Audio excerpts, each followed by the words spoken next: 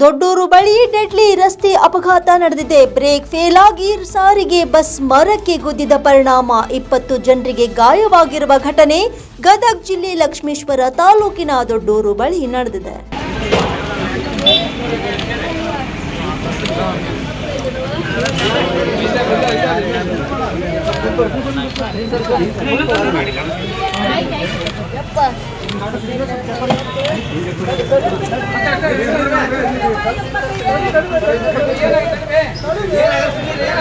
ಘಟನೆಯಲ್ಲಿ 13 ವಿದ್ಯಾರ್ಥಿಗಳು ಸೇರಿ 20 ಜನರಿಗೆ ಗಾಯವಾಗಿದ್ದು, ಗಾಯಾಳು ವಿದ್ಯಾರ್ಥಿಗಳನ್ನು ಜಿಮ್ಸ್ ಆಸ್ಪತ್ರೆಗೆ ರವಾನಿಸಿ ಚಿಕಿತ್ಸೆ ನೀಡಲಾಗುತ್ತಿದೆ.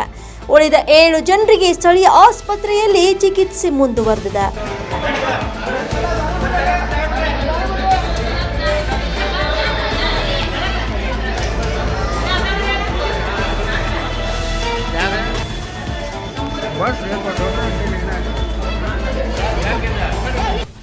ಲಕ್ಷ್ಮೇಶ್ವರದಿಂದ ಶಿಗ್ಲಿ ಮಾರ್ಗವಾಗಿ ಬಾಲೆಹೊಸೂರಿಗೆ ಹೊರಟಿದ್ದ ಬಸ್ ಇದಾಗಿದ್ದು, ಶಿಗ್ಲಿ ದೊಡ್ಡೂರು ಮಧ್ಯೆ ಬ್ರೇಕ್ ಫೇಲ್ ಆಗಿ ಮರಕ್ಕೆ ಗುದ್ದಿದೆ.